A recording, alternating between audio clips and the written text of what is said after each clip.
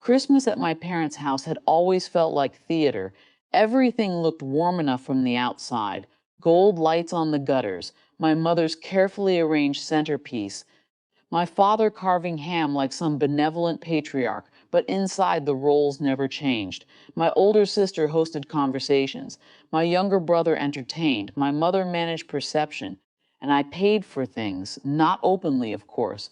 No one announced that the electric bill stayed current because I covered it half the year, or that the heating oil delivery had been my transfer, or that dad's constant reminders about family responsibility somehow only ever applied to my bank account.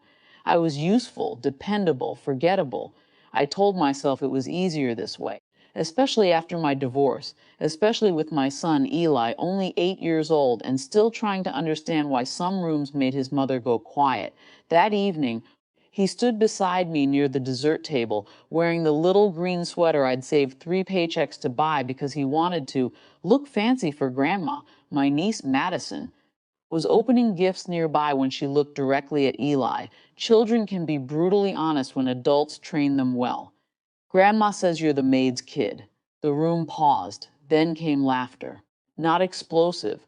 Worse, small, scattered, restrained enough for deniability. The kind that said, we didn't say it, but we've thought it. My mother's face changed too late. My sister muttered Madison's name, but not with outrage, only embarrassment.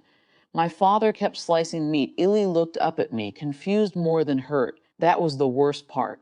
He didn't understand why everyone was laughing. I took his hand, picked up our coats, and left no speech, no confrontation, no shattered dishes or dramatic tears, just absence in the car.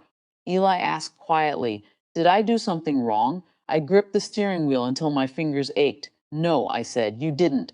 For the first time in my life, I understood how deeply silence could protect someone. Later that night, after Eli was asleep on the couch beside me, my phone buzzed. Dad, make sure you send the utility payment tomorrow. No apology, no mention of Christmas, no acknowledgement of what had happened, just expectation. I stared at the screen for a long time. For years, I had mistaken endurance for loyalty. I had paid because I thought being needed was the closest thing to being loved. But sitting there, with my son asleep under borrowed peace, something old inside me finally broke. Or maybe it simply ended. I typed back, you will get what you deserve. He didn't respond. I doubt he understood. The next morning, I made 3 calls, one to the electric company, one to the water service, one to my bank. I removed my payment methods, closed automatic transfers, documented every contribution tied to my accounts, professionally, calmly, no vengeance, no fraud, no destruction. I simply stopped volunteering my survival for people who used humiliation as inheritance. By noon, my phone was ringing relentlessly, my sister first. Mom says the power notice came, then my father. What the hell did you do? Then my mother, crying now, not over Eli, not over me, over inconvenience.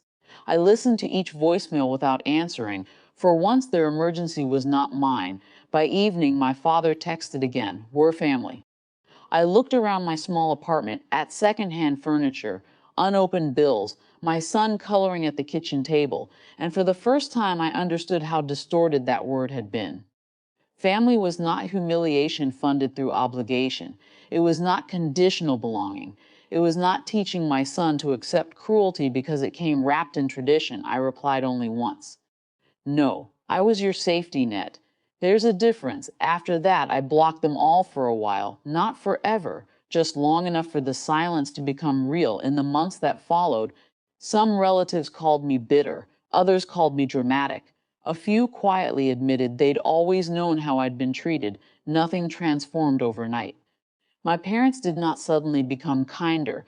My sister never fully apologized. My mother still preferred image over accountability, but something irreversible had happened. I was no longer available for degradation disguised as duty. Ali doesn't remember much about that Christmas now. Mostly he remembers that we got pancakes the next morning, that I let him wear pajamas all day, that our apartment was warm, and maybe that matters more than revenge ever could. Generational humiliation survives through repetition.